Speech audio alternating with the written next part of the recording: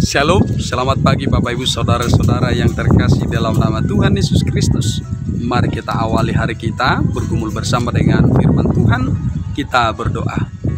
Ya Allah Bapa Surgawi, dalam Kristus Yesus Tuhan Juru Selamat kami yang hidup, kami bersyukur kepadamu atas segala berkat kemurahan-Mu yang senantiasa memelihara hidup kami hingga saat ini.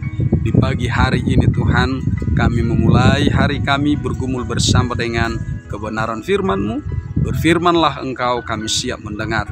Curahkan Roh Kudus bagi kami, agar kepada kami dianugerahkan pengertian yang benar, yang baik tentang kebenaran firman-Mu.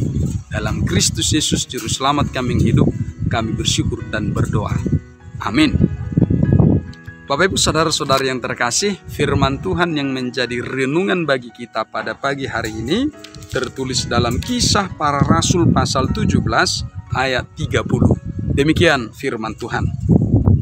Dengan tidak memandang lagi zaman kebodohan, maka sekarang Allah memberitakan kepada manusia bahwa di mana-mana semua mereka harus bertobat. Demikian firman Tuhan. Saudara-saudara yang terkasih, bahwa nas yang kita baca hari ini adalah sebagian dari percakapan antara Rasul Paulus dengan orang-orang yang ada di Athena. Mereka itu adalah para filsuf atau orang yang dianggap berpengetahuan di tanah Athena. Saudara-saudara, dalam realitas yang dijumpai oleh Paulus, dia berjumpai orang-orang di pasar, dia menjumpai orang Stoa atau para mereka pengajar filsuf, dan dia masuk ke dalam sebuah kuil, dan di sana banyak nama-nama dewa-dewa yang mereka sembah, dan ada satu mezbah di sana yang namanya tidak disebutkan, atau mereka mengatakan kepada Allah yang tidak dikenal. Dan ini menjadi pintu masuk bagi Rasul Paulus untuk menyampaikan Injil Kristus Yesus kepada mereka, bahwa yang diperkenalkan atau yang diberitakan oleh Rasul Paulus itu adalah tentang Allah yang tidak mereka kenal itu, bahwa dialah pencipta langit dan bumi, pencipta segala sesuatu, dan yang menciptakan manusia, dan dari sana lahir segala bangsa-bangsa, dan dia juga yang menjadi penyelamat. Saudara-saudara yang terkasih, bahwa itulah hikmat yang didapatkan oleh Rasul Paulus dari Tuhan, sehingga dia tidak kalah atau tidak terjebak dalam percakapan atau mungkin juga dalam perdebatan dengan orang-orang Stoa atau para filsuf di Athena itu sendiri. Tetapi hikmat yang diberikan oleh Tuhan itu menjadi sesuatu jalan untuk memberitakan Injil keselamatan itu.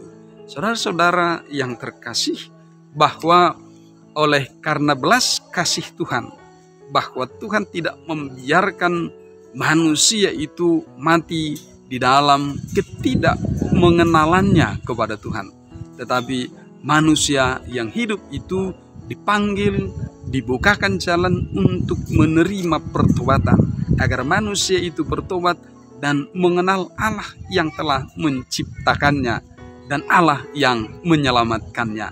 Saudara-saudara yang terkasih, ini teramat penting bagi kita semua, bahwa kita adalah orang-orang yang telah menerima panggilan itu.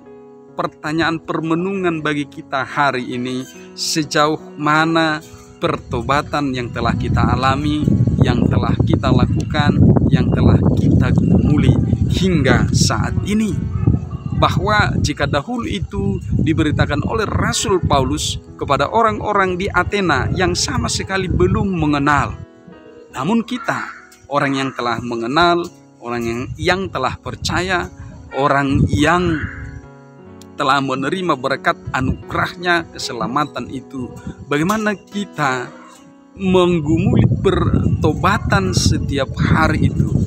Apakah semakin bertumbuh, semakin dewasa, atau biasa-biasa saja, atau malah merosot? Nah, karena itu kita hari ini diingatkan kembali bahwa berita dari Allah adalah berita keselamatan, berita sukacita, berita yang membawa kita kepada kualitas kehidupan yang terbaik. Karena itu anugerah Tuhan itu selalu terbuka bagi kita. Karena itu senantiasa ada kesempatan kepada kita manusia yang hidup. Lalu bagaimana kesempatan itu kita gunakan? Ini yang disebut dengan golden time. Kita tidak tahu sejauh mana batas waktu yang Tuhan sediakan kepada kita.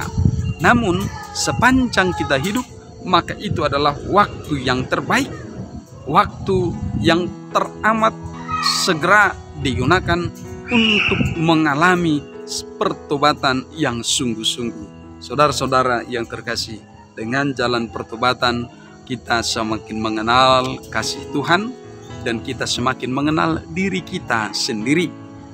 Tanpa mengenal Tuhan lebih dalam, lebih jauh, maka kita pun tidak akan mengenal diri kita lebih dalam pula.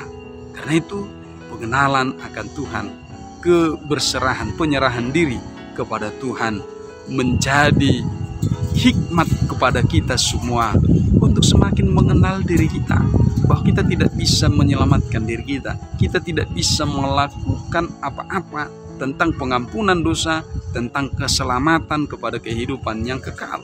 Oleh karena itu saudara-saudara yang terkasih, jika anugerah itu dibukakan dengan sangat terbuka kepada kita, maka sambutlah, terimalah, dan teruslah bergumul dalam proses pertobatan yang semakin matang menuju kesempurnaan Kristus itu sendiri. Karena itu saudara-saudara yang terkasih, maka semua orang dipanggil bertobat. Saya, Bapak Ibu, orang-orang yang ada di sekitar kita, maka panggilan anugerah ini mari sambut dengan sukacita di dalam iman percaya bahwa jalan Tuhan, rancangan Tuhan adalah rancangan damai sejahtera, rancangan keselamatan, sehingga kita yang mungkin masih dalam posisi abu-abu semakin jelas terang, sehingga kita yang masih dalam kegelapan maka masuklah kepada terang Kristus itu sendiri. Karena itu hanya ada dua pilihan, terang dan gelap. Karena itu tidak ada di tengah-tengah kebingungan, tetapi mungkin pikiran kita merasa kita sebagian di sini, kadang-kadang sebagian di sana, sebagian di gelap, sebagian di terang. Itu sebab saya katakan tadi dalam posisi abu-abu. Tetapi sesungguhnya ketika kita semakin mengenal Kristus itu sendiri, maka kita akan semakin tahu bahwa panggilan hidup kita adalah hidup di dalam terang Kristus itu sendiri, menikmati anugerahnya dan sungguh-sungguh setia di dalam iman, di dalam pengharapan, dan di dalam cinta kasih. Selamat pagi, semangat pagi untuk kita hari ini. Amin. Kita berdoa.